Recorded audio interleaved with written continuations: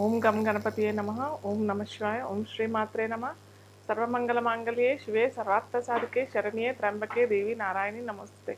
జ్ఞానానందమయం దేవం నిర్మల స్ఫటికాకృతం ఆధారం సర్వవిద్యానం హయగ్రీవం ఉపాస్మహే. అయితే మనం ఈరోజు చెప్పుకునేది అంశం ఏంటంటే అన్ని రాశులకి ఇన్ జనరల్ రాశులకు అడుగుతారు. కాకపోతే రాశులు కాకుండా లగ్నాలకి మనం తీసుకున్నట్టయితే లగ్నాలకి ఏ ఏ లగ్నాల వాళ్ళకి వ్యాపారం వారికి ఎలా ఉంటుంది, ఏ స్థానాధిపతి ఏ గ్రహం వారికి అనుకూలంగా ఉంటుందో అది ఈరోజు మనం తెలుసుకుందాం. అయితే వారికి ఖచ్చితంగా వారు ఏ వ్యాపార రంగం ఎంచుకుంటున్నారో అది ఖచ్చితంగా వారి అనుభవం పూర్వకంగా చేసుకుంటే చాలా బాగుంటుంది. ఏదో మాకు ఇష్టపూర్వకంగా మేము ఈ వ్యాపారం చేస్తున్నాము అనే ధోరణి కాకుండా ఖచ్చితంగా వారికి ఆ రంగాల్లో వారికి ఖచ్చితమైన అనుభవం ఉంటేనే మటుకు వ్యాపారంలో దిగితే చాలా బాగుంటుంది. అయితే ఒక్కొక్క లగ్నాల వాళ్ళకి మనం ఇన్ జనరల్ చాలామంది రాశులు కూడా చూసుకోవచ్చు కదా అని అంటారు. కాకపోతే రాశులకి లగ్నాలకి తేడా ఏంటంటే రాశి మనం మనస్సు ద్వారా మనస్సుని గ్రహిస్తాం అంతేగాని లగ్నం అనంటే మటుకు మొత్తం శరీరం మొత్తం ప్లస్ లగ్నం అనంటే దాని నుంచి ఏ గ్రహాలు వారికి అనుకూలంగా ఉంటుందో అనేది తెలిపేది కేవలం లగ్నం మాత్రమే. కాబట్టి మనం ఖచ్చితంగా లగ్నం నుంచి తీసుకుంటే చాలా చక్కగా ఉంటుంది. అయితే కొందరికి జన్మతిథి లేదా పుట్టిన రోజు సమయం ప్రదేశం ఏంటి ఇవన్నీ ఏం తెలియదు. సో తెలియని వారికి మనము వారి పేరు ద్వారా మనం ఆ పేరు ముందు అక్షరం ఏ రాశికి అనుకూలంగా అవుతుంది, ఏ రాశిలో పడుతుంది అని తీసుకొని వారి వారి రాశుల ప్రకారం మనము చెప్తామన్నమాట.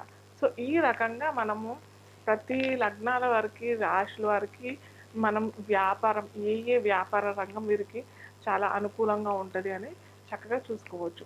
అయితే కొందరు ఏంటంటే పార్ట్నర్షిప్ కూడా చేసుకుంటారు అనమాట. పార్ట్నర్షిప్ అన్నా చేసుకుంటారు, లేకపోతే ఓన్లీ బిజినెస్ మీరు ఒక్కరే ఎంటర్ అయ్యి చేసుకోవడం కూడా జరుగుతుంది అనమాట. సో పార్ట్నర్షిప్ అన్నప్పుడు చాలామంది చూసుకునేది ఏంటంటే వారి వారి నక్షత్రాలు లేదా వారి వారి లగ్నాలు లేదా రాశులు మ్యాచ్ అవుతే బాగుంటుంది కదా అని అనుకుంటారు. కానీ ఇక్కడ ఏమైపోతుంది అనమాట, వారు లగ్నమైన రాశి అయినా నక్షత్రమైనా చూసుకున్నప్పుడు వారు అనుకూలంగా ఉన్నది లేదా ఒక్కటే మనకు తెలుస్తుంది. కాకపోతే మీ పార్ట్నర్ మీరు తీసుకున్నప్పుడు ఖచ్చితంగా ఆ పార్ట్నర్ యొక్క జాతకం మొత్తం తీసుకొని అలాగే మీ జాతకం కూడా మొత్తం తీసుకొని వారి ధనాధిపతి లాభాధిపతి ఇవన్నీ తీసుకొని మనం వ్యాపారం మొదలు పెడితే చాలా చక్కగా ఉంటుంది. అలా కాకుండా కేవలం నక్షత్రం లేదా నామ నక్షత్రం ప్రకారం తీసుకుంటాము, ఓన్లీ డేట్ ప్రకారం తీసుకుంటాము అన్నట్టయితే పప్పులో కాలేసినట్టే.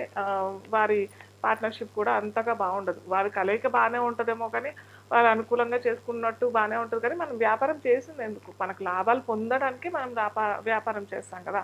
సో దానికోసం మనం ఖచ్చితంగా ఎవరైనా పార్ట్నర్షిప్ తీసుకున్నప్పుడు వారి వారి జాతకం మొత్తం స్టడీ చేసుకొని వారికి అనుకూలమైన దశ అంతర్దశ వస్తున్నాయా లేదా.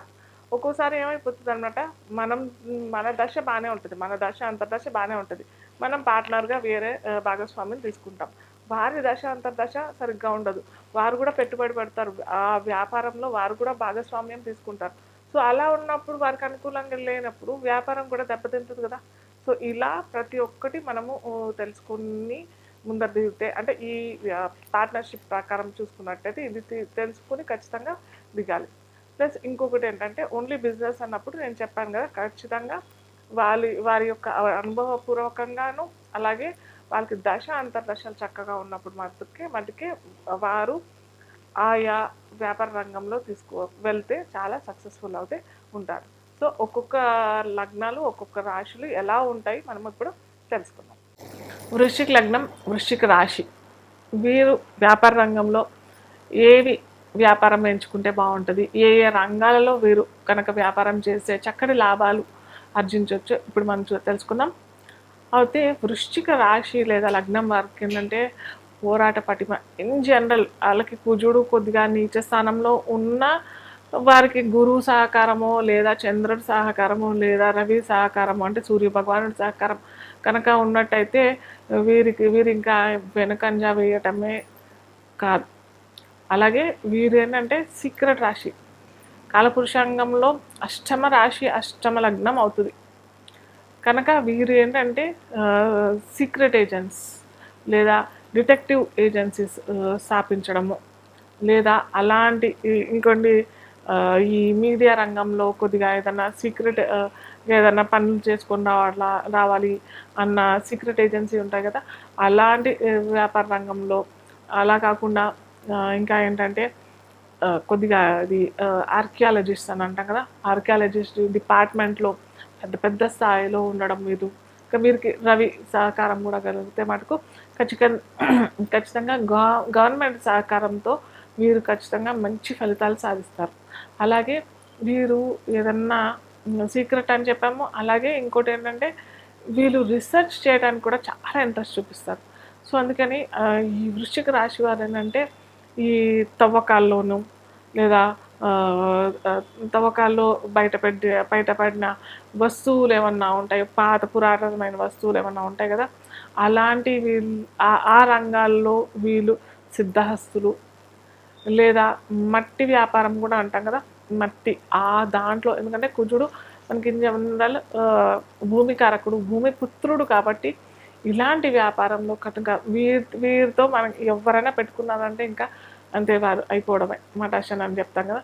సో అలాగా వీరికి సాటి ఎవరు ఉండరనమాట స్పెసిఫిక్గా ఈ శాండ్ వ్యాపారంలో.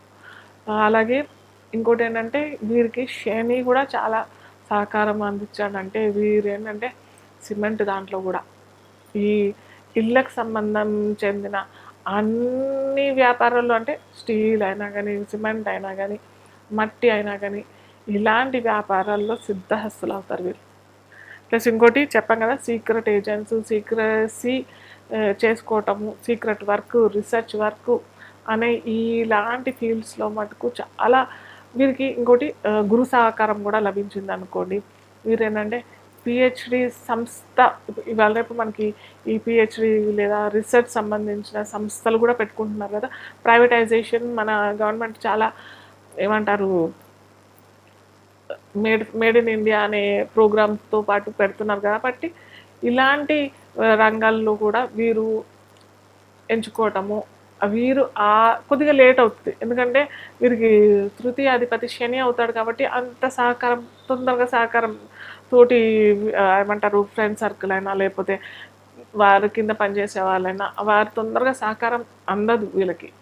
అక్కడ వీరికి కొద్దిగా లేట్ అయ్యేది లేదా డిలే అయ్యేది, పోస్ట్పోన్ అయ్యేది జరుగుతుంది. కానీ మిగతా అన్ని విషయాల్లోనూ ఆ రంగాల్లో మనం చెప్పుకునే ఈ బిల్డింగ్ మెటీరియల్స్లో అయినా, మట్టి వ్యాపారంలో అయినా, లేదా తవ్వకాల్లో ఆర్కియాలజిస్ట్ దాంట్లో అయినా, రీసెర్చ్ కేంద్రాలు అయినా గురు సహకారం కనుక లభిస్తే మటుకు పిహెచ్డి సెంటర్స్ అలాంటివి పెట్టుకోవడం, మేడ్ ఇన్ ఇండియా ప్రోగ్రామ్ ద్వారా ఇట్లాంటివి ఏమైనా కొత్తవి కనిపెట్టడం, కొత్త రీసెర్చ్ చేసుకొని దానికి పేటెంట్స్ తీసుకొని వీరు ఆ ప్రోడక్ట్స్కి వీరు పేటెంట్స్ సంపాదించుకొని మంచి లాభాలు గడించడం వీరికి అయితే సిద్ధహస్తులనే చెప్పచ్చు. అలాంటి వాటిలో వీరు ఏంటంటే చాలా కష్టపడి వస్తారు, చాలా కష్టపడి ఇంకా అసలు మేము వెనకందే వేసేదే లేదు, మేము దిగామంటే చేసే బయటకు వస్తాం అన్న ఆ పోరాట పటిమ వీరికి చాలా ఎక్కువగా ఉంటుంది ఈ వృశ్చిక లగ్నం, వృశ్చిక రాశి వారికి. సో ఎలాగైనా వెనకంజ వేసేది లేదు, కొద్దిగా లేట్ అయినా కానీ సక్సెస్ అనేది మటుకు ఖచ్చితంగా ఈ వృశ్చిక లగ్నం, వృశ్చిక రాశి వారికి అయితే ఉంటుందన్నమాట. అయితే వీరికి చెప్పా కదా, శని లేదా గురువు, రవి, చంద్రుడు ఈ గ్రహాలు సరిగ్గా అనుకూలం లేదు. వీళ్ళు ఆల్రెడీ మట్టి వ్యాపారము లేదా ఏదో building material, building contracts, construction ఫీల్డ్లో ఉన్నారు అని అనుకుంటే ఏం చేయాలి అని అంటే ఖచ్చితంగా వీరేంటంటే ఆరాధించాల్సిన దైవం వీరికి అంటే మహాలక్ష్మి ఆరాధన. మహాలక్ష్మి అష్టకం రోజు 3 సార్లు, ఖచ్చితంగా 3 సార్లు ఆరాధన. అలాగే శుక్రవారం వీరు 1.5 కిలో లేదా 1.5 లీటర్ చెరుకు రసం తీసుకొని అమ్మవారికి అభిషేకంతో అర్చన చేస్తే మటుకు ఖచ్చితంగా వీరికి ధన ఆదాయము, అలాగే తెలుపు వస్తువులు కూడా దానం చేస్తే మటుకు ఖచ్చితంగా వీరు అనుకున్న రంగంలో, అనుకున్న వ్యాపారంలో సక్సెస్ అయితే అవుతారు.